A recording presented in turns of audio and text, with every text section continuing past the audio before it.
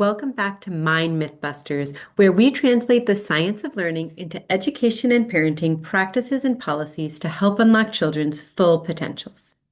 Last week, I introduced our first mind myth, and it was a doozy. The myth that too much love or nurture will spoil a child. We hear these in our culture so often. If you hold that baby all the time, you'll spoil them, or she's too soft with her kids, they're going to walk all over her. Well, neuroscience and decades of developmental psychology say otherwise. In fact, the kind of love and nurture people are sometimes afraid of giving is exactly what helps children develop the brain wiring they need for resilience, empathy, and emotional regulation. I loved all the conversations I've had in person and in the DMs with you this week. And I hear you. We all know some really spoiled kids. So many of you even told me that the students in your classes seem more and more entitled every year. And watch out, because here come those COVID babies into kindergarten. So let's unpack this one a little further. If love isn't spoiling kids, then what the heck is? And why does there seem to be an epidemic of entitlement going on lately? Let's start with what we usually mean when we say a child is spoiled. We're really talking about observable behaviors like tantrums when they don't get their way, or acting entitled to certain privileges or material things, or even struggling to handle frustration or disappointment. When we say spoiled, we say a child that seems ungrateful or demanding. I always picture Veruca Salt, the greedy, spoiled brat from Charlie and the Chocolate Factory. These are challenging behaviors, for sure, but they are not the result of too much love, nurture, or support. Here's what the research actually says. From birth, a child's brain is forming neural connections at an incredible rate, over 1 million per second in the early years. Yes, you heard me right, 1 million per second. These connections are strengthened by responsive caregiving. That's the back and forth dance where an adult notices a child's needs, responds warmly, and provides comfort or support. Harvard Center on the Developing Child calls this a serve and return interaction, and it's foundational for healthy brain architecture. Peekaboo! This is the classic example of a playful serve and return. But these interactions of noticing and responding happen tens, if not hundreds of times with little ones every single day. High nurture parenting and teaching literally wire the prefrontal cortex. That's this front part of the brain that's responsible for self-control, decision-making, and empathy. Love and responsiveness don't make a child entitled. They make a child's brain capable of managing big emotions and relating well to others. So, if spoiled behavior isn't caused from too much responsiveness, where does it come from? Two big patterns show up in the research. Number one, replacing love and quality time with stuff. Psychologists have found that when emotional needs aren't consistently met, when connection, presence, and attunement are lacking, adults sometimes try to fill the gap with material things, toys, treats, privileges. Let's be honest, we all do this sometimes. I know I do.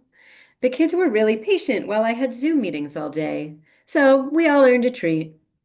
Or, feeling a little guilty about being away for a few days, I might bring home toys and gifts. Not because of the educational opportunity to teach about the place I visited, but because maybe there's a hope that these fun new toys will distract them from my lack of presence and attention while I was away. We're human, and this happens. And that's because it's ingrained in our little treat culture. But when this is done consistently, the American Psychological Association warns that material rewards can condition kids to seek comfort externally rather than developing internal coping skills. Over time, the message becomes, I get something when I'm upset, rather than, I am seen, understood, and supported, no matter how I'm feeling, and I have tools to regulate my big emotions. There's also some really interesting hormonal research about this.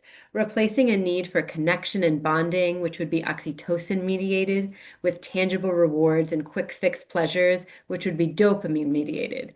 But before I go on a long tangent, I'll save that for a future episode all about the role of neurotransmitters on how our kids learn and develop. Back to the spoiled kiddos. Reason number two, confusing gentle discipline with permissive discipline. The debate over gentle parenting seems to be the new mommy wars these days. So let's set the record straight. Gentle parenting is not about letting kids do whatever they want. It's about combining empathy with consistent limits. Let's look at a graph. The research on authoritative discipline, what I call kind but firm, shows it's the style most linked to positive outcomes. Higher self-regulation, better problem solving, stronger relationships. The SEED or SEED longitudinal study in the UK from 2013 to 2025 found that children ages 7 to 11 with authoritative parenting excelled better in reading, writing, and math compared to their peers with permissive or authoritarian styles.